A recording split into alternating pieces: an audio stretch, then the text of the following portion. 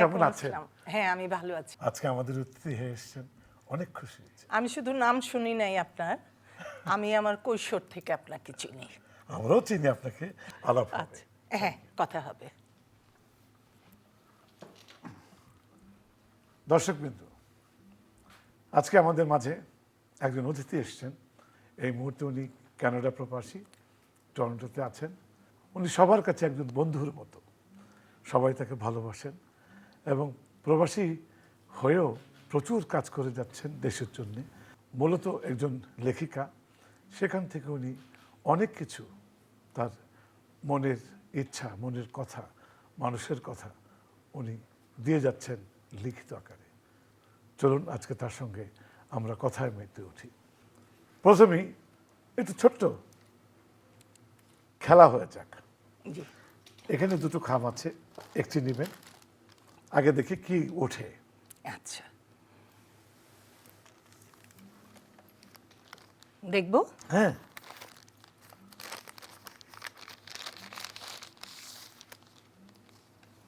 দুঃখ। আপনার লেখনী জীবনে মানুষের সাথে মিশতে, তাদেরকে মুখের কথা হোক, মনের ভালোবাসা দিয়ে হোক, সব কিছু নিয়ে আপনার এই চলার পথে যদি কোনো দুঃখের স্মৃতি থাকে, আমরা আজকে সেটা আপনার সঙ্গে শেয়ার করতে চাই। ফেরদৌস ভাই, আমার এই ৭০ বছর জীবনে দুঃখ তো একটা না, অসংখ্য দুঃখ এসছে। অসংখ্য দুঃখকে জয় করে আমাকে পথ চলতে হয়েছে। সুখও এসছে অসংখ্য। তবে কিছু কিছু দুঃখ থাকে, কষ্ট থাকে, যেগুলো গভীরভাবে রেখাপাত করে, যদিও সেগুলো অবশ্যম্ভাবী। তারপরেও কিছু কিছু দুঃখ ওভারকাম করা যায় না। সবচাইতে বড় দুঃখ যেটা আমার জীবনে, আমার মায়ের চলে যাওয়া। আমার মা চলে গেছে 2004 সনে। আমি তখন কানাডা, আমার বাচ্চারা ছোট ছোট। আমার স্বামী তখন কাজ করতেন আবুধাবিতে। ওই যে বলে না, টরন্টোর বেগম পাড়া, আমিও একজন নিঃসঙ্গ বেগম ছিলাম। আমার স্বামী টাকার সাপ্লাই দিত, আমি দুটো বাচ্চাকে কেয়ার করতাম। মা হসপিটালে, মৃত্যুশয্যায়। তবে আমার মা খুব ফাইটার ছিল। অসুস্থ হতো আবার ফেরত আসতো, অসুস্থ হতো আবার ফেরত আসতো। কিন্তু মা যে একবারে চলে যাবে ওটা ভাবতে পারিনি। ওই অবস্থায় আমার বাচ্চা দুটোকে রেখে আমি আসতে পারিনি। অবশ্যই আমার মা খুব লাকি, তার প্রত্যেকটা সন্তান, আমি আর আমার ইমিডিয়েট ছোট ভাই, ও ইংল্যান্ডে থাকে, আমরা দুজন আসতে পারিনি। আপনার দুঃখের প্রতি আমাদের পূর্ণ সমবেদনা রইল। আমরাও বুঝি মায়ের বর্তমান, মায়ের অতীত, মা তো মাই, মা তো মাই। এর বিশ্লেষণ দেওয়া সম্ভব না। এবং আমি প্রচুর মায়ের গান শুনি, মায়ের গান শুনতে শুনতে আমি কাঁদি। আমার খুব ওইটাই আমার ভীষণ আবেগের জায়গা। ফেলে আসা দিনগুলি মানুষের খুব মনে পড়ে, মানুষকে উজ্জীবিত করে এবং খুব ইন্সপায়ার করে। আমি যতদূর জানি, ফেলে আসা দিনের আপনার বন্ধু আমাদের চ্যানেলের কর্ণধার সাগর ভাই, বন্ধুসুলভ দিনগুলির কথা কিছু আমাদের শোনাবেন? অবশ্যই, অবশ্যই।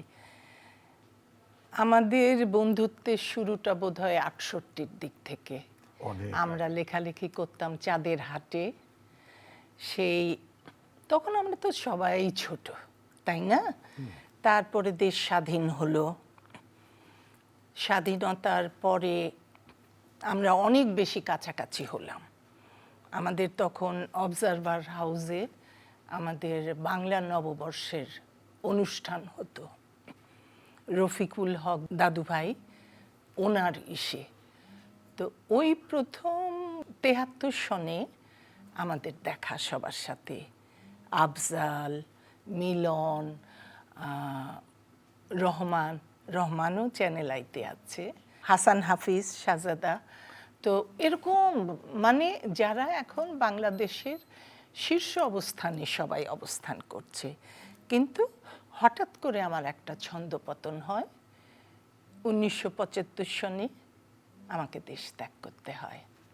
কিন্তু ওখানে যাওয়ার পরেও আমার জীবনে একটা চরম প্রাপ্তি ছিল, সেটা আমি শান্তিনিকেতনে ফাইন আর্টসে ভর্তি হতে পেরেছিলাম এবং ওইখানে আমার জীবনের একটা সুন্দর সময় কেটেছে।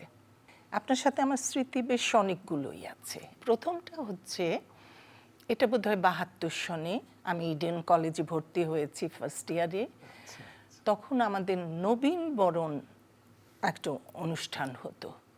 আপনারা গিয়েছিলেন গান গাইতে। স্পন্দন শিল্পী গোষ্ঠী ছিল কি? হ্যাঁ, হ্যাপি ছিল, আপনি ছিলেন, কামাল ভাই ছিল, শেখ কামাল, এরা বোধহয় আপনাকে ইয়ে করেছিল। অনুষ্ঠানটা আমি উপস্থাপনা করেছিলাম। এইটা একটা। আমেরিকায় ফোবানাতে আপনার সাথে আমার দেখা হয়েছিল এবং আপনি টরন্টো গেছেন। আপনি টরন্টোতে আমাদের একটা অর্গানাইজেশনে গেছিলেন গান গাইতে। সেটা হচ্ছে ওয়েস্ট স্কারবারো নেইবারহুড সেন্টার। আফসানা ও আপনাকে ইয়ে করেছিল, ডেকেছিল, আপনি খুব জমিয়ে গান করেছিলেন। একটু ভিন্ন প্রসঙ্গে চলে আসি। আপনি তো লেখালেখি করেন। জি। লেখা তো মানুষের ভেতরের কথাগুলোকে একদম নিংড়ে নিয়ে আসে। আপনার ভালো লাগার কোন সাবজেক্টের লেখাটি আজও আপনাকে নাড়া দেয়? আমি আসলে না, প্রাক্তন বলে একটা শব্দ আছে না, লেখাটা মনে হয় আমার এখন ফরমাইশ না দিলে, আমাকে না ঠেললে ওইভাবে আমাকে দিয়ে লেখা হয় না। আমার একটাই মাত্র প্রকাশিত ইয়ে আছে, লেখা আছে। তো সেটাও কিন্তু আমার ভাই কাদের সিদ্দিকীর সৌজন্যে। ওইটা আমি শান্তিনিকেতনে যাওয়ার আগে একটা খাতার মধ্যে লিখে লিখে লিখে লিখে, তখন প্রচুর লিখতাম, আমি খাটের নিচে রেখে গেছিলাম তোষকের তলায়। আমি যখন শান্তিনিকেতনে যাই, ও সেটা উদ্ধার করে, পরে ওর এত ভালো লাগে, ওইটাকে ঘষে মেজে ও কিন্তু প্রকাশ করে অনেক বছর পরে। ওটা বোধহয় অন্য প্রকাশের থেকে প্রকাশিত হয়। সো প্রকাশিত এই একটাই, যখন যেমন তখন তেমন, মানুষের কষ্ট, দুঃখ, যন্ত্রণা, এগুলো নিয়েই আমার কাজ করতে বেশি ভালো লাগে। আমি শুনেছি ওখানে আপনি প্রচুর অ্যাক্টিভিটিস নিয়ে আছেন। জি। আপনি একটা টিভির সাথে জড়িত। জি। আমরা চাচ্ছি আপনি কিছু বলেন, দর্শকরা শুনুক। আমি আছি টরন্টোর অত্যন্ত জনপ্রিয় চ্যানেল ক্লাইমেট চ্যানেলের সাথে। ওটার জন্মের অল্প কিছুদিন পরে আমি ওদের সাথে কাজ করি এবং আমাদের যে সিইও, ও হচ্ছে সঞ্জয় চাকি, ও কিন্তু চ্যানেল আইয়ের সাংবাদিক ছিল। অনেক চ্যানেল আছে, আমি সঞ্জয়ের সাথেই কাজ করতে খুব বেশি স্বাচ্ছন্দ্য বোধ করি, কারণ নিজের মতো করে কাজ করতে পারি। আমি যদি বলি সঞ্জয় আমি এটা করব, হ্যাঁ আপা ঠিক আছে, আমি এটা করব, ঠিক আছে আপা ঠিক আছে। তো এই যে জিনিসগুলো, আমি স্বাধীনতা খুব পছন্দ করি। কম্প্রোমাইজ জিনিসটা আমার মধ্যে ওইভাবে, মানে হ্যাঁ প্রয়োজন যদি হয়, কোনো কিছু ভালোর জন্য যদি আমাকে কম্প্রোমাইজ করতে হয়, সেটা আমি করতে পারি, কিন্তু মানে কারো স্বার্থ সিদ্ধির জন্য, অন্য কিছুর জন্য কখনোই না। আর আরেকটা জিনিস, আমি আসলে মিডিয়ার সাথে 73 থেকেই কিন্তু জড়িত। যখন একটা রেডিও ছিল বাংলাদেশ বেতার, একটা টেলিভিশন ছিল বাংলাদেশ টেলিভিশন, এবং ঘটনাচক্রে ওই ছোট্ট বয়স থেকে আমার মনে হতো যে আমি খবর পড়ব রেডিওতে, টেলিভিশনে। এবং আমরা যখন ছোটবেলায় বাবার সাথে ঘুমাতাম, আমরা যারা ছোট ছিলাম তারা দুজন বাবার সাথে ঘুমাতে পারতাম, এবং বাবা ভোরবেলায় ওই যে ফিলিপস রেডিও ছিল বাঁশের ডগায় কি দিয়ে, হ্যাঁ অ্যান্টিনা দিয়ে করার, সকালবেলায় খবরটা শুনতাম, খবর পড়ছি ইভানাক, নিনি মার্শান্নাল, তখন আমার মনে হতো আচ্ছা ওরা কি পিঁপড়া হয়ে রেডিওর ভিতরে ঢুকে খবরটা পড়ে। আমি তখন থেকে গবেষণা করতাম এবং তখন থেকে আমার মনে হতো আমি রেডিও টেলিভিশনে কাজ করব। এবং আমি যখন যে দেশে গেছি, আবুধাবিতে আমি 14 বছর একটা বাংলা রেডিও চালিয়েছি। হ্যাঁ, সেটাই আমি জিজ্ঞেস করতাম, খুব ভালো হলো জি। আপনি তুলে নিলেন। এবং ওটার জন্ম বৃত্তান্ত হলো ওই দেশের যে প্রেসিডেন্ট শেখ জায়েদ বিন সুলতান আল নাহিয়ান, উনি এসেছিলেন বাংলাদেশে, তখন এরশাদের আমল। তো ওই দেশে ফ্রেঞ্চ সার্ভিস ছিল, ইংলিশ সার্ভিস ছিল 2 ঘন্টার, ট্যাগালগ সার্ভিস ছিল। উনি বলল ওকে, একটা বাংলা সার্ভিস দেওয়া যায়। তো ওই যে শুরুর থেকে বাংলা সার্ভিসটা আমি কাজ দেখি করেছি। আপনার হাত দিয়ে শুরু হয়। একদম ফার্স্ট ভয়েসটা গেছিল আফরোজা বানু, সকাল সন্ধ্যার, আমাদের জেনারেশনের সবাই চেনে। সেকেন্ড ভয়েস আমার, এবং 14 বছর একটানা ওখানে কাজ করেছি। এখন যে প্রোগ্রামটা করি ধারাবাহিক, ওটা হচ্ছে জীবনের গল্প। 50 ঊর্ধ্ব যারা আছে তাদের জীবনে তো অনেক ঘাত প্রতিঘাত আছে। কেন তারা প্রবাসী হয়, এক একজন এক এক কারণে প্রবাসী হয়। আমার যেমন বাচ্চাদের জন্য যেতে হয়েছে, হাজব্যান্ডের প্রফেশনাল ইমিগ্রেশন, কেউ যায় ছেলে মেয়ের কাছে, তারপরে কেউ যায় বিভিন্ন অ্যাজাইলামে। সো ওইখানে যাওয়ার অনেক প্রক্রিয়া আছে। তো সেই জন্য 50 ঊর্ধ্ব যারা, তাদের অভিজ্ঞতার ঝুলি অনেক অনেক বিশাল, স্বাভাবিক। তো তারা হয়তো বাংলাদেশে কিছু কাজ করত, ওইখানে যে কেমন জীবন যাপন করছে, কেমন লাগছে তাদের, তারপরে কি করা যায়। আমি সিনিয়রদের নিয়ে অনেক কাজ করি, যে দেখতে পাচ্ছেন আমার চুলটা পেকে গেছে, আমি নিজেও সিনিয়র, তো কিন্তু আমার অন্তর সিনিয়র না। তো এই হচ্ছে, অনেক সামাজিক কর্মকাণ্ডের সাথে আমি জড়িত। তো খুব ভালো, কিন্তু এই যে নিজেকে জড়িয়ে রেখেছেন, এতে আপনি মানুষকে যখন কিছু দিতে পারেন, আপনার শান্তি তো অনেক ভালো। এটা হ্যাঁ, আমার লাইফস্টাইল ভীষণ ডিসিপ্লিন, আমার ফুড হ্যাবিট খুব হিসাবে। অসুখ বিসুখ বলতে যতগুলো এই বয়সে না থাকলে মান সম্মান থাকে না, ডায়াবেটিস, প্রেশার, অমুক তমুক সবকটাই আছে, but I am so happy. আমি রেগুলার সুইম করি, উইকলি 5 days 1 hour। সো সব কিছু মিলিয়ে আমি আছি খুব ভালো। আজকে আপনার জন্য দেখেন একজন সঙ্গীত পরিচালক শহীদ মাহমুদ এসছে। জি, আসসালামু আজকে আলাইকুম। অবশ্যই সে রিদম নিয়ে তৌহিদ গিটারিস্ট।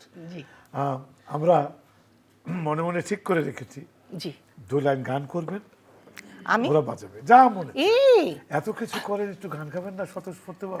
আমার গলায় এমন বিশ্রী, তার চাইতে আমি 2 লাইন কবিতা বলি। আমি আসলে ঠিক আছে, এক লাইন একসময় গান গাবেন, এটা মাফ তাহলে করে, ওদের আশাটা তো ব্যর্থ।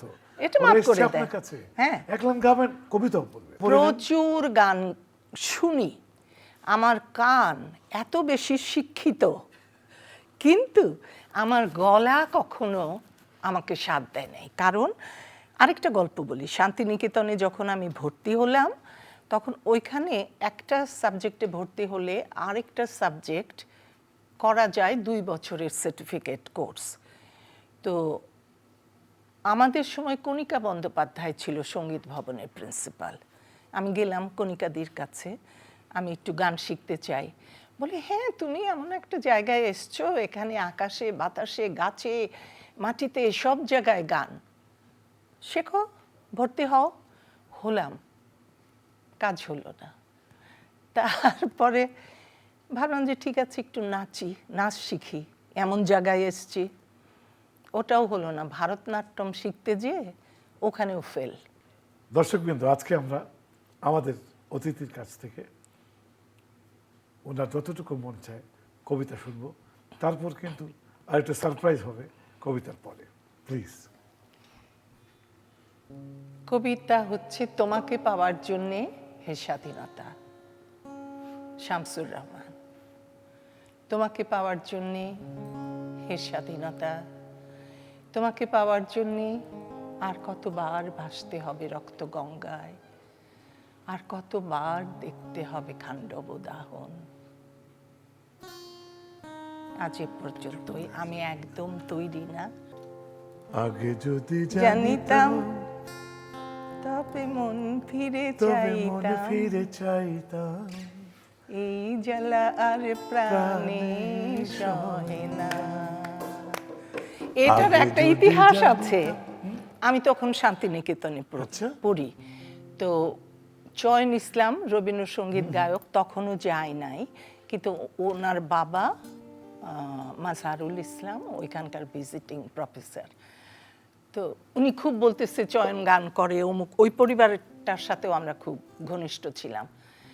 তো আমি আমার টেপ রেকর্ডার ছিল, চয়নকে দিলাম যে তুমি আমাকে কতগুলো গান রেকর্ড করে দাও। ও এই গানটাই আমাকে রেকর্ড করে দিয়েছিল। বাহ। কি অসাধারণ! আগে যদি জানিতাম তবে মন ফিরে চাইতাম, এই জ্বালা আর প্রাণে সহে না। আগে যদি যদি জানিতাম তবে প্রেম ফিরে চাইতাম, এই এই জ্বালা আর প্রাণে সহে না। ফেরদৌস ওয়াহিদ আমাকে দিয়ে গান আপা, গাইয়ে ছাড়লো। আপনি তো গান তো গাইলেন তো, চমৎকার। আচ্ছা আপা, আমরা অনুষ্ঠান শেষ করতে যাচ্ছি। তার আগে এই যে জীবন চলার পথে মানুষ আসলে কি চায়, কেন তো পরিশ্রম করে, এর শেষ কোথায়, ডেস্টিনেশনটা কোথায়, আপনার চিন্তাধারায় এটা একটু শুনতে চাচ্ছি। আমরা চাই সরাসরি আপনার দর্শকদের বলেন, ক্যামেরা। আসলে প্রশ্নটা অত্যন্ত কঠিন। আমি মানুষটা খুব সাধারণ। আমি নিজে ভালো থাকতে চাই, শান্তিতে থাকতে চাই, অন্যকে ভালো রাখতে চাই। আমি চাই সবাই ভালো থাকুক। চাহিদার লাগাম টেনে ধরতে না পারলে কখনোই কিন্তু জীবনে সন্তুষ্ট হওয়া যাবে না। আর সন্তুষ্টিই হচ্ছে জীবনের মূল মন্ত্র। যেহেতু আমি অল্পে সন্তুষ্ট, আমি ভালো থাকি, চেষ্টা করি সবাইকে ভালো রাখতে, আমার আশেপাশের লোকজনদের ভালো রাখতে। এটাই মনে হয় সাধারণ মন্ত্র আমার। খুব ভালো লাগলো। দর্শক, আমি আপনার সাথে একমত হয়ে বলতে চাই, আসলে ভালো মন্দ সুন্দর মানুষকে দিয়ে, মানুষকে বুঝিয়ে, মানুষের জন্য করে আমাদের গন্তব্যটা একটাই, ওই আসমান। ফেরত একদিন যেতেই হবে। আসুন না সবাই মিলে আমরা সবাইকে ভালোবেসে একে অপরের কথা চিন্তা করে ভালো থাকার চেষ্টা করি। ধন্যবাদ সবাইকে, শুভেচ্ছা।